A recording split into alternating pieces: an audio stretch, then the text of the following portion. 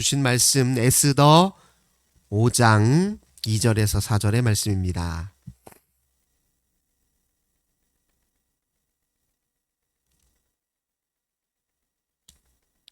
에스더 5장 2절에서 4절의 말씀. 에스더 5장 2절에서 4절의 말씀, 구약성경 754쪽에 있습니다. 우리 한 목소리로 함께 에스더 5장 2절에서 4절 봉독하겠습니다. 왕후 에스더가 뜰에 선 것을 본즉 매우 사랑스러움으로 손에 잡았던 금규를 그에게 내미니 에스더가 가까이 가서 금규 끝을 만진지라. 왕이 이르되 왕후 에스더여, 그대의 소원이 무엇이며 요구가 무엇이냐? 나라의 절반이라도 그대에게 주겠노라 하니, 에스더가 이르되 오늘 내가 왕을 위하여 잔치를 베풀어 싸우니 왕이 좋게 여기시거든 하만과 함께 오소서 하니. 아멘. 오늘도 주님과 함께 하루를 시작하시는 우리 모든 성도님들, 하나님께서 하늘의 크신 은혜와 평화 가득 부어주시길 주님의 이름으로 간절히 기원합니다. 오늘 본문의 말씀 통해서 성급한 마음보다 차분한 마음으로, 이런 제목으로 함께 은혜의 말씀 나누도록 하겠습니다. 하나님 없이 사는 세상에서 하나님과 함께 사는 법을 안내하고 있는 책이 바로 에스더입니다. 바사, 곧 페르시아 대제국에서 그 낯선 땅에서 하나님의 백성으로 산다는 것이 녹록하지 않은 것임을 우리가 충분히 예측할 수 있습니다. 무엇보다도 유다 백성들은 하나님의 백성으로서 하나님의 법을 지키며 사는 사람들이잖아요. 하지만 바사라는 큰 제국 역시 바사 나름의 법 체계가 있지 않았겠습니까? 그래서 때로는 그 둘이 충돌하고 갈등을 일으키는 순간이 있습니다. 오늘 에스더에서 모르드게 역시 그 하나님의 법과 바사 제국의 법 사이에 충돌해서 하나님의 법을 선택함으로 인해서 위험과 또 위기를 맞이하게 된 것을 우리가 확인할 수 있습니다. 오늘 읽지는 않았지만 3장 1절과 2절의 말씀을 보시면, 하만이라고 하는 사람이 아하수에로 왕의 총애를 얻어서 가장 높은 직위, 왕 바로 밑으로 가장 높은 직위인 총리의 자리에 이제 오르게 됐는데, 이 아하수에로 왕이 백성들에게 무슨 명을 내렸냐면, 이 하만에게 다 절해라, 그에게 충분한 예우를 갖추어라, 그를 보는 사람은 마치 왕을 보는 사람처럼 엎드려 절하라, 이런 명을 내렸거든요. 그런데 이제 모르드게 입장에서 보면 하늘 아래 하나님 외에는 절할 사람이 아무도 없는 거예요. 그래서 이 모르드게는 하만에게 절하는 것을 허락지 아니하고 하만을 보더라도 그냥 꼿꼿한 선체로 그렇게 하만을 대했습니다. 그래서 그것이 다른 사람들, 다른 백성들 귀에 들어갔고, 그래서 결국에는 하만도 그 소식을 듣게 됐어요. 그 일로 인해서 하만이 이제 도대체 모르드게가 어떤 사람이길래 왕의 명령을 어겨가면서까지 나를 향해서 이렇게 업신여기는 마음을 갖고 있나, 이런 생각에 그를 좀 알아보였습니다. 그때 4절, 3장 4절입니다. 날마다 권하되 모르드게가 듣지 아니하고 자기는 유대인임을 알렸더니, 이렇게 표현하고 있습니다. 그들이 모르드게의 일이 어찌 되나 보고자 하여 하만에게 전하였더라.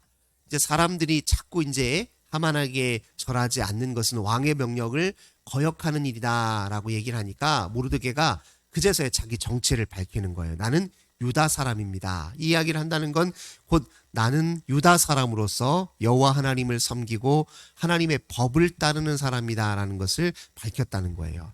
다른 때는 우리가 아시는 것처럼 유대인이며 하나님의 백성이라는 사실을 감추고 있었어요. 그런데 정작 이렇게 절체절명의 위기의 순간은 도리어 내가 누구인지를 더 당당하게 밝혔다는 겁니다. 이게 참 굉장히 신앙의 큰 용기이잖아요. 오히려 반대로 평소에는 유대인이라고 얘기를 했다가도 이렇게 결정적인 순간에는 도리어 자기를 감추면 오히려 자기 목숨에 도움이 될 건데, 정반대였어요. 평소에는 유다인이라는 걸 전혀 티를 내지 않고 잠잠히 조용히 하나님을 섬기는 일에 힘쓰다가 이렇게 위기의 순간에 도리어 내가 유다인이기 때문에 하나님의 법을 지키고 왕의 명령보다 하나님의 명령과 법을 내가 더 앞세우고 우선시하는 사람입니다라고 당당히 얘기했다는 것입니다.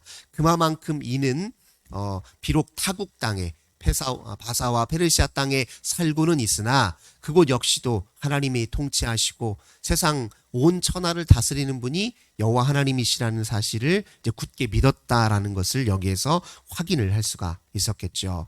모르드게가 이렇게 하나님의 법의 우선성을 당당하게 드러냄으로써 이제 하만은 유다 민족들이 이거 가만히 두면 안 되겠다 싶은 생각이 들어서 이를 다 유다 민족들을 특별히 수산이라고 하는 도시에 거주하는 유다 민족들을 가만두어서는 안 되겠다라는 생각을 갖게 됩니다. 그래서 이제 이게 어떻게 계략을 꾸미느냐.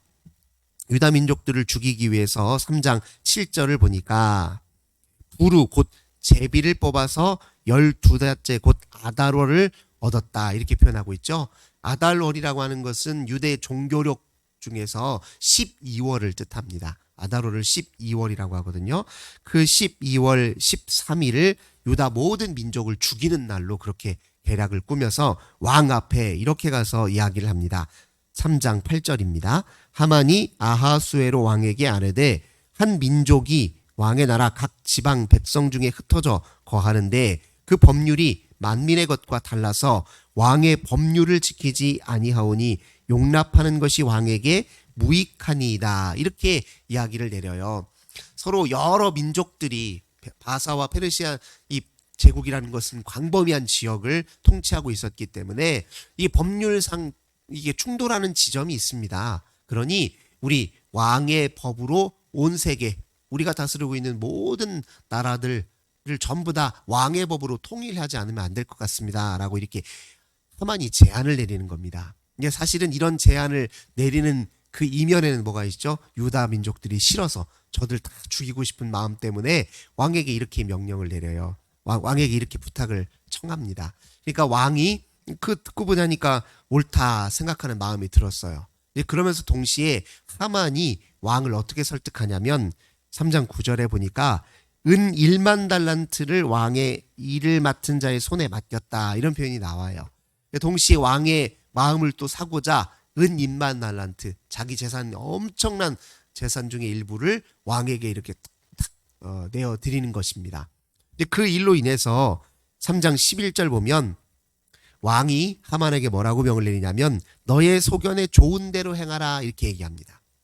그래서 하만이 이야기를 딱 듣고 나서 전국 각 백성들에게 어떤 조서를 내리냐, 왕의 이름으로 어떤 조서를 내리냐 13절입니다. 3장 13절 왕의 각 지방에 보내니 12째 달 곧 아달월 13일 하루 동안에 모든 유다인을 젊은이 늙은이 어린이 여인들을 막론하고 죽이고 도륙하고 진멸하고 또 그 재산을 탈취하라 이런 명을 내린 겁니다.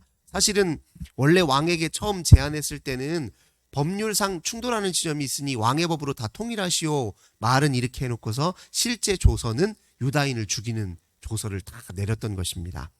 이 일을 모르드게가 듣게 되었죠. 모르드게가 듣고서 4장 1절부터 3절을 보면 그가 자기의 옷을 찢고 굵은 배옷을 입고 죄를 뒤집어 쓰고 성중에 나가서 대성통곡하게 됩니다. 그러니까 이것은 곧 우리 민족의 큰 재난과 환란이 닥쳤기 때문에 이제 통곡하고 울었던 거예요. 이거 곧 하나님을 향한 기도이겠지요. 우리 주님을 향해서 대성통곡하여 이제 울부짖습니다. 그리고 동시에 이 모르드게가 왕후 에스더에게 이제 전가를 보내서 상황이 여차저차해서 지금 우리 민족이 큰 위기에 직면해 있습니다. 라는 사실을 알렸습니다. 그러면서 동시에 그에게 뭐라고 제안을 하느냐 4장 14절입니다.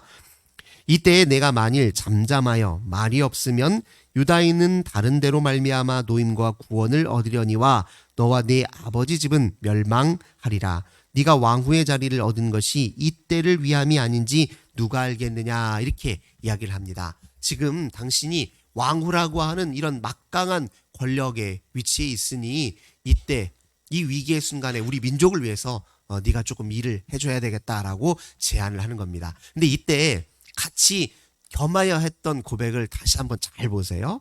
유다인은 다른 데로 말미암아 노임과 구원을 얻으려니와 이런 표현을 쓰고 있어요. 이게 무슨 말이냐면 다른 지역에 사는 유다인들은 어떻게 됐든 하나님이 도우셔서 구원을 받을지 모르겠으나 적어도 지금 이 순간에 네가 움직이지 않으면 우리 집안 사람들은 다 죽을지 모르겠다. 이런 표현을 써요.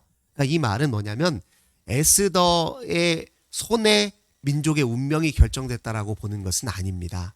유다인의 운명은 하나님께 달려있지요. 그걸 모르드게가 모르는 바는 아니었다는 것이에요. 하지만 하나님이 지금 우리를 구원하실 때 사람의 손도 이용하시니 지금 이때가 바로 네 손을 이용하여서 하나님이 하나님의 일을 하실지 누가 알겠느냐라고 지금 에스더에게 제안을 내렸던 것이죠. 실제로도 적어도 모르드게 집안만큼은 정말 큰 위험에 처해 있는 것도 사실이니까요. 그러니까 모르드게의 마음속에는 사실 우리 하나님께서 내가 통곡하고 간절히 간구하고 기도하였고 또 이렇게 어려움을 당한 이면에는 하나님의 법을 지키기 위해서 어려움을 자초한 거잖아요. 다른 일도 아니고 주님의 법을 지키다가 위험에 자초했을 때 누가 책임지겠습니까? 주 하나님이 책임지시잖아요. 그것을 굳게 믿었던 것은 분명합니다. 하지만 에스더에게도 지금 이 운명 그 절체절명의 위기 앞에 너도 내 역할을 하는 것이 맞다라고 지금 제안을 하고 있었던 것이죠. 그때 에스더가 모르드에게 화답하여 이렇게 말합니다. 4장 16절입니다. 당신은 가서 수산에 있는 유다인을 다 모으고 나를 위하여 금식하되 밤낮 3일을 먹지 말고 마시지도 마소서. 나도 나의 시녀와 더불어 이렇게 금식한 후에 규례를 어기고 왕에게 나아가리니 죽으면 죽으리이다. 모르드게가 가서 에스더가 명령한 대로 다 행하니라. 에스더도 거기에 화답해서 좋습니다. 그러면 내가 할 수 있는 한 최선을 다해서 한번 이 일에 대응해 보겠습니다. 단 내가 그 일을 하기 앞서서 금식 기도를 먼저 할 테니 나를 도와서 함께 금식 기도에 참여해 주십시오라고 이렇게 제안을 합니다. 금식 기도를 드렸다라고 하는 것은 에스더의 마음속에 하나님 내가 할 수 있는 일은 극히 작은 일입니다. 그러나 하나님이 일하시면 지금 이 위기와 절체절명의 어려움을 극복할 수 있을 줄 제가 믿습니다. 저는 주님이 하시려는 일에 그저 적은 도움, 협력을 할 뿐이요. 일은 하나님이 하셔야 되는 것이다. 제가 이렇게 굳게 믿습니다. 제 목숨과 우리 민족의 목숨은 다 주의 손에 달려 있습니다. 이런 의미예요. 그게 죽으면 죽으리라 하는 말의 고백의 핵심 아니겠습니까? 우리 인생 하나님께 달려있고 내 목숨 하나님께 달려있다라고 생각하면 사실은 죽음 앞에서도 두려움을 이길 수 있는 것이고 죽음도 불구하고 하나님의 뜻과 말씀 앞에 순종할 수 있는 것 아니겠습니까? 그런 마음가짐을 하나님 앞에 정직하게 다시 한번 드러내 보여주고 고백하기 위해서 금식을 했다 이렇게 표현하고 있습니다. 그렇게 해서 에스더가 실제로 이제 행동을 취하게 됐는데요. 에스더가 한 일은 사실은 매우 단순한 행동 하나예요. 왕의 어전 앞에 어슬렁어슬렁 왕이 볼 수 있도록 볼 수 있는 지근거리의 옆에 나아가는 정도였습니다. 원래는 이것조차도 사실 위험한 일이긴 하죠. 왜냐하면은 왕이 먼저 부르기 전에 왕후가 왕을 먼저 아련하거나 그 앞에 나아가는 것은 이 법률상 황제의 이 법상 위배되는 일이란 말이에요. 그러면 이 법을 어길 때는 황후라 하더라도 왕 앞에 법을 어길 때는 목숨이 위태로운 것입니다. 그러니까 사실은 에스더가 한 일은 그냥 죽음을 불사하고 그 앞에 나아갔을 뿐이에요. 왕이 눈에 띌 정도의 거리까지 나아간 것입니다. 5장 1절 보세요. 제3일에 에스더가 왕후의 예복을 입고 왕궁 안뜰 곧 어전 맞은편에 서니 왕이 어전에서 전문을 대하여 왕자에 앉았다가 자 이제 여기까지는 에스더가 할 수 있는 최선이에요. 왕 앞에 왕의 눈에 띌 정도의 거리까지 간 겁니다. 죽음을 불사하고 그럼 나머지는 사실은 누가 다 하시는 일입니까? 하나님이 다 하시는 일이에요. 이때 왕이 기분이 좀 나빠가지고 왕후를 딱 보는 순간 아니 내가 부르지도 않는데 왜 내 앞에서 저렇게 어슬렁거려 하고 왕의 기분이 나쁘면 왕후 에스더는 그 자리에서 죽을지도 모른단 말이에요. 그런데 이때 이제 하나님은 어떻게 일을 하셨습니까? 2절 보겠습니다. 왕후 에스더가 뜰에 선 것을 본즉 매우 사랑스러움으로 원래 왕이 에스더를 사랑하긴 했지만 이날 유독 더 사랑스럽게 보이는 거예요. 내가 부르지도 않았는데 내 눈에 띌 정도에 가까이 온 에스더가 참 예뻐 보이는 거예요. 이거 다 하나님이 그 배후에서 역사하셨다는 의미이겠죠. 그래서 왕이 에스더를 부릅니다. 3절에 부를 뿐만 아니라 갑자기 뜬금없이 소원이 무엇이고 요구가 무엇이냐, 나라의 절반이라도 내게 주마, 이런 마음이 갑자기 들었다는 것 자체가 참 신기한 일이지요. 하나님이 일하시면 사람의 마음도 바꾸시고 하나님이 일하시면 사람의 심령도 새롭게 하신다는 것을 다시 한번 드러냅니다. 우리가 신앙 고백할 때 성령님 내게 오셔서 나를 주도하소서, 주관하소서, 왜 그렇게 기도합니까? 내 가장 깊은 마음 깊은 곳에 있는 상처를 씻어주시고 내 모든 죄의 습관과 속성들을 다 뿌리를 끊어서 쇠사슬을 끊어서 새롭게 하실 분이 여호와 하나님이시니까 그렇게 간구하잖아요. 결국 우리의 변화와 우리의 성숙과 성장의 결정적인 힘은 하나님께 있는 것입니다. 우리가 그를 위해서 노력도 하지요. 하지만 노력으로 내가 결정적으로 변하는 것이 아니라 우리의 노력 이상의 역사하심과 일하심으로 우리를 사랑하시는 하나님 때문에 우리가 결정적으로 변하는 것이거든요. 그러니 하나님이 역사하시면 아하 수헤로 왕의 변화도 아무 문제가 없습니다. 그래서 이 에스더에게 이렇게 물었단 말이에요. 그때 그러면은 지금이 참 좋은 찰나니까 그러면 바로 내가 하만의 이야기를 좀 바로 전달해서 하만을 좀 조치해야 되겠다 라고 생각해 볼 법도 한데 에스더는 지금은 말을 회피합니다. 그래서 4절에 이렇게 대답합니다. 에스더가 이르되 오늘 내가 왕을 위하여 잔치를 베풀어 싸우니 왕이 좋게 여기시거든 하만과 함께 오소서. 잔치를 열 테니까 왕이시여 하만이 그 자리에 좀 참여할 수 있도록 해주십시오라고 하는 정도로 요구사항을 절반 정도로 멈춰요. 에스더가 왜 그랬을까요? 급한 마음에 자기 생각대로 했다면 틀림없이 하만 이야기를 덜컥 꺼냈을 것입니다. 그런데 에스더의 마음속에 지혜가 생겼어요. 지금 이게 내 급한 마음으로 함부로 지금 이야기할 것이 아니다. 하나님이 하만과 그의 모든 계략을 철폐하실 타이밍을 조금 더 기다리자, 이렇게 지혜롭게 대응을 했던 것입니다. 성급한 마음이 아니라 오히려 차분하게 대응을 하기 시작했어요. 하나님이 한 가지 더 준비가 필요했다는 거예요. 뭐냐면은 일단 왕의 마음에 에스더가 아름답게 보인 건 사실이에요. 하지만 왕이 하만의 이야기를 전달했을 때 그 이야기를 왕이 납득할 수 있는 상황이 되어야 되거든요. 그렇잖아요. 에스더를 예쁘게 봐주게 한 거는 지금 하나님이 도와주셨지만 하만의 이야기를 뜬금없이 전달하면 왕이 그 이야기를 납득하기는 어렵거든요. 그러니까 에스더 입장에서 보면 한 번에 더 기회가 필요했습니다. 하나님이 반드시 하만의 이야기를 했을 때 그것을 응답할 만한 기회를 만들어 주실 것이다. 에스더가 이렇게 기다렸다는 겁니다. 우리가 하나님과의 관계가 아주 깊은 사람, 하나님의 뜻과 섭리와 하나님의 마음의 귀를 기울이는 그 영적인 사람들이 가지고 있는 특징이 하나가 있습니다. 이건 뭐냐면은 차분한 대응이에요. 성급한 대응이 아니라 차분한 대응을 움직입니다. 그러니까 당장에 자기 생각과 감정을 따라 움직이질 않아요. 한 템포 쉬어가면서 하나님이 지금 이 순간에 무엇을 원하시고 또 하나님이 내게 어떻게 행하시기를 바라시는지에 대해 늘 관심을 기울이고 있기 때문에 성급한 자기 마음을 따라 움직이지 않는 특징이 있습니다. 그래서 이런 사람들은 항상 눈앞에 길이 보이고 답이 보인다 할지라도 일단은 멈추고 하나님 앞에 기도를 합니다.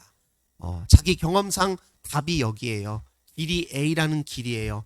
하지만 지금까지 했던 그 길을 습관대로 살지 아니하고 지금 현재 내 생각에 따라 살지 아니하고 그것을 한번 멈추고 다시 하나님 앞에 물을 수 있는 자세, 이게 사실 우리 신앙생활을 할 때 가장 중요한 영적 자세 중에 하나입니다. 이건 하나님과 함께 살려고 하는 사람들이 갖고 있는 자세예요. 멈추고 주의 이름을 부르고 주님의 사인을 기다리고 주님의 뜻을 다시 한번 묻고 하는 것이 이 신앙 생활을 하는 사람들의 가장 중요한 영적 자세라는 거죠. 에스더가 딱 그런 마음을 지금 보였습니다. 그래서 왕이 에스더가 요청한 대로 하만을 이제 초대해서 잔치를 베풀었어요. 그렇게 처음 이렇게 잔치를 베푸는 자리에 또 왕이 묻습니다. 5장 6절입니다. 잔치에 술을 마실 때 왕이 에스더에게 이르되 그대의 소청이 무엇이뇨? 또 허락하겠다. 요구가 무엇이냐? 나라의 절반이라도 주겠노라. 이렇게 얘기합니다. 그러니까 8절에 에스더가 한 번 더 이야기합니다. 또 잔치를 베풀 때니 왕과 하만이 한 번 더 이 잔치 자리에 참여해 주십시오라고 얘기합니다. 아직도 때가 아니었다 생각한 거예요. 그래서 정말 왜 이렇게 자꾸 이렇게 에스더가 계속 거절하고 본론을 꺼내지 않았을까를 왜 그랬는지 그 이유를 이제 5장 9절을 보니까 알겠어요. 9절 이하를 보니까 그날 하만이 어떤 일을 꾸미느냐, 마음이 기뻐서 돌아오면서 모르드게를 또 한 번 만나는데 모르드게가 아무 미동도 없이 움직이지도 않고 또 자기를 멸시하는 듯처럼 보여요. 또 기분이 나쁘잖아요. 그래서 12절에 어떻게 얘기를 하냐면 하만이 이르되 왕후 에스더가 그 베푼 잔치에 왕과 함께 오기를 허락받은 자는 나밖에 없고 내일도 왕과 함께 청함을 받았느니라. 이게 뭐예요? 지금 하만이 한참 우쭐대는 상황이에요. 이렇게 뭐랄까 모르드게를 생각하면 기분이 나쁘긴 한데 내가 왕 앞에 이렇게 크게 대접받는 것 때문에 흥분했어요. 사람이 흥분하게 되면 실수하기 쉬워진다는 거예요.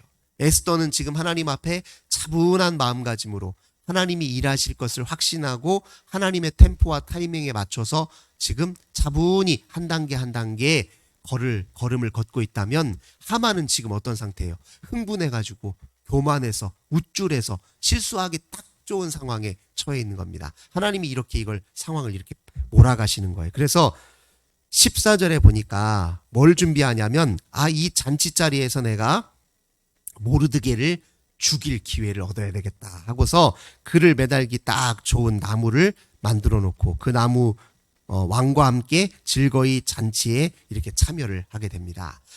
그리고 이렇게 에스더가 기다리는 타이밍에 하나님이 또 어떤 일을 한 가지 하셨느냐. 6장입니다. 6장에 보니까 그날 밤에 왕이 하필 잠이 안 오는 거예요. 그래서 명령하여서 역대 일기를 가져오라고 합니다. 뜬금없이 잠이 안 오니까 일기나 옛날 우리 왕들 내 앞선 선조들의 왕의 이야기를 조금 살펴볼까 하면서 일기를 딱 읽어보는데 누구 이야기가 나와요? 하필 모르드게가 앞서서 내시 2명이 반역을 꾀하려 했다가 그것을 왕에게 알려서 왕의 목숨을 건진 사건이 있었잖아요. 그 이야기가 딱 기록되어 있는 걸 본 거예요. 여기서 보니까 이게 큰 공을 세웠던 사람이 있는데 과연 이 사람에게 어떤 상을 내렸는가 궁금한 마음이 들었어요. 그래서 그 이야기 때문에 하만에게 묻는 겁니다.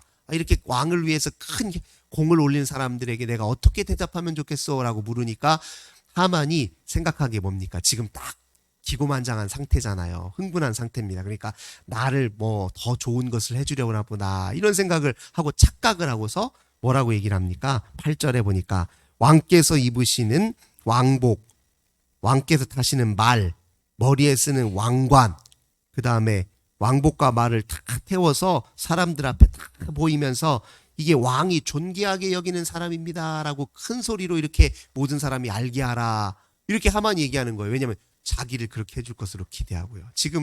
이게 지금 엄청난 차이예요. 에스더는 하나님이 일하시고 역사하시고 반드시 내게 기회를 주실 것이다 라는 믿음으로 차분하게 대응하고 있고 반면에 하만은 흥분해서 마음이 우쭐해서 자기 자신에게 취해서 실수하기 딱 좋은 상태였단 말이에요. 그래서 이렇게 얘기를 하고 나니 왕이 모르드게를 그렇게 하라 이렇게 한 거예요. 상황이 이렇게 되니까 에스더 입장에서 보면 이제 드디어 하나님이 사인을 주셨구나. 드디어 하나님이 기회를 주셨구나 하고 이 틈을 타고서 여차저차한 일이 있었다. 그동안의 이야기를 하니 모르드게를 매달기 위해서 세워두었던 그 나무에 누가 걸렸습니까? 하만이라는 사람이 목에 걸렸다는 거예요. 그러니까 자기 죽을 자리를 누가 만든 거예요?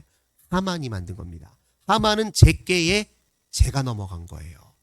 제께에 재가 넘어간 것이고 에스더는 차분하게 하나님이 하시는 일을 기대하고 하나님이 역사하실 것을 굳게 믿고 차분하게 그 앞에 겸손히 섰을 뿐입니다. 그래서 하나님이 그렇게 역사하셨다라는 이야기를 에스더가 우리에게 일러주고 있습니다. 인생에서 하나님이 일하셔야 위기도 돌파하고 고난도 이기고 어려움도 이깁니다. 뿐만 아니라 우리 인생이 한층 더 하나님이 기뻐하시는 풍요하고 복된 삶으로 나아가게 됩니다. 우리는 하나님을 앞세우고 하나님보다 앞서지 않는데 힘써야 되는 사람이에요.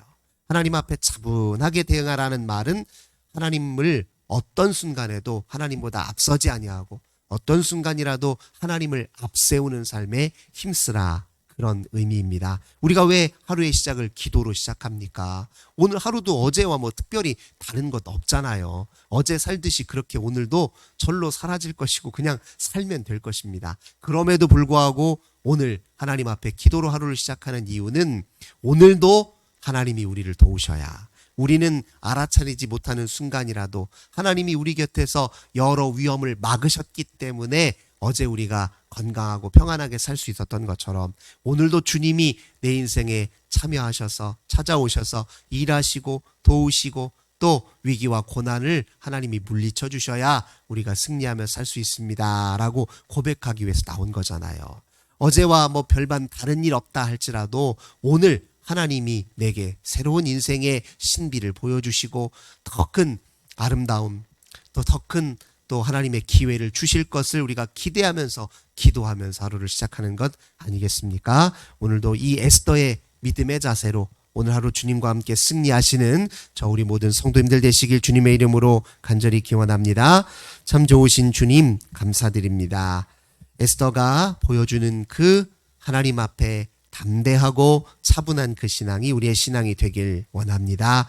그저 우리의 성급한 판단을 따라 우리의 어리석은 생각을 쫓아 그저 충동과 감정을 따라 행동하는 것이 아니라 늘 멈추고 주의 이름을 부르고 주님의 일하심과 역사하심을 기대하며 살 줄 아는 저희들 다 되게 하여 주시옵소서. 어떤 상황 속에서도 하나님이 먼저 앞서 일하시고 역사하셔야 우리가 잘되고 우리가 승리하고 우리가 마침내 하나님 승전가의 노래를 부를 수 있다는 이 믿음으로 오늘을 살아가는 저희들 되게 하여 주옵소서. 주 예수님의 이름으로 간절히 기도드립니다. 아멘. 오늘도 주신 말씀으로 기도하시고 우리 환우들을 위해서, 가정의 자녀들을 위해서, 또 나라와 민족 우리 교회를 위해서 간절히 기도하겠습니다. 하나님 감사합니다.